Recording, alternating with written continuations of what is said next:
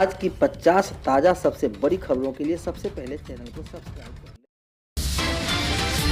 इस वक्त की सबसे बड़ी खबर 67वीं बीपीएससी रिजल्ट जारी कर दिया गया। बीपीएससी 67वीं का फाइनल रिजल्ट अभ्यर्थी www.bpsc.bih.nic.in पर देख सकते हैं। इस परीक्षा में 799 छात्रों को सफलता मिली है। अमन आनंद टॉपर एक इस क्लिक के जरिए आप पीडीएफ डाउन कर सकते हैं। दीपावली से पहले राज्यकर्मियों को मुख्यमंत्री नीतीश कुमार देगी तोहफा, डीए में होगी बढ़ोतरी। नीतीश कुमार बिहार के सरकारी कर्मचारियों का महंगाई भत्ता बढ़ाने की तैयारी कर रही है। डीए बढ़ाने के प्रस्ताव पर अगली कैबिनेट की बैठक में मुहर लग सकती है। 4 लाख नियोजित शिक्षकों को भी इसकी फायदा मिलेगी। 4% तक डीए बढ़ने की उम्मीद जताई जा रही है। बिहार की सरकारी कर्मचारियों को राज्य सरकार दिवाली से पहले बड़ा गिफ्ट दे सकती है। दरअसल राज्य सरकार राज्यकर्मियों और पेंशन भोगियों के महंगाई भत्ता डीए में बढ़ोतरी कर सकती है। ऐसी उम्मीद जताई जा रही है कि नीतीश सरकार अगली कैबिनेट की बैठक में इस प्रस्ताव पर मुहर लगेगी। रिपोर्ट की माने तो इसके लिए प्रस्ताव तैयार कर लिया गया है। वित्त विभाग के ने कैबिनेट सचिवालय को भेजा है। अब इस पर प्रस्ताव के केवल राज्य कैबिनेट की मंजूरी मिलनी बाकी है। कैबिनेट से मंजूरी मिलने के बाद 4% तक डीए के बढ़ने की संभावना है। कितना डीए बढ़ेगा महंगाई भत्ता? मौजूदा वक्त में बिहार में सरकारी कर्मचारियों और पेंशन भोगियों नियोजित शिक्षकों को 4% महंगाई भत्ता मिलता है। वही सरकार द्वारा अब डीए बढ़ाए जाने के बाद राज्यकर्मियों की सैलरी में करीब 4% बढ़ोतरी होगी। उसके बाद कर्मियों को मिलने वाला भत्ता 46% हो जाएगा। आइए अब समझ लेते हैं सैलरी में कितना होगा इजाफा। अगर आपकी बेसिक सैलरी 30,000 रुपये प्रति माह है तो 42% महंगाई भत्ता के हिसाब से आपको 12,600 रुपये डीए मिलता था।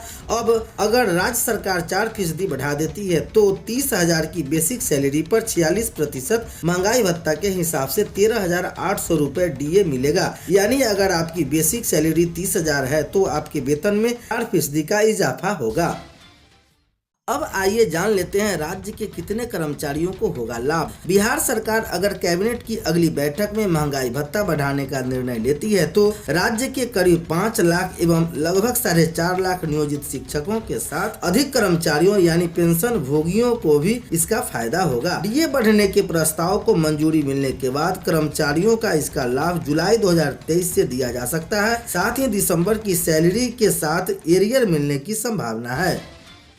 इससे पहले अप्रैल में बढ़ा था डीए। बता दें कि केंद्र सरकार ने 18 अक्टूबर को कर्मचारियों और पेंशन भोगियों के महंगाई भत्ते में 4% का इजाफा किया था। केंद्र सरकार ने 1 जुलाई 2023 से यह महंगाई भत्ता लागू किया था। अब राज्य सरकार भी इसी तर्ज पर राज्य कर्मियों का भत्ता बढ़ाने के मूड में है। वही इससे पहले नीतीश सरकार ने अप्रैल महीने में राज्य कर्मियों का 4% महंगाई भत्ता बढ़ा दिया था।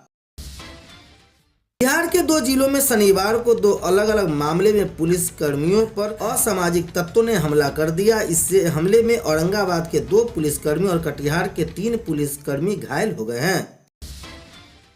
बिहार में अब जमीन संबंधी मामले में रुकेगी धोखाधड़ी। जमाबंदी में बदलाव को लेकर एसएमएस से मिलेगा अलर्ट। देश या विदेश में रहने वाले बिहार के लोगों को अपनी जमीन के जमाबंदी में किसी भी परिवर्तन की जानकारी मिल सकती है। साथ ही दाखिल खारिज या जमाबंदी से संबंधित वाद में ऑनलाइन दायर कर सकते हैं। इसके लिए राजस्व एवं भूमि सुधार विभाग ने 3 नई सेवाएं शुरू की है।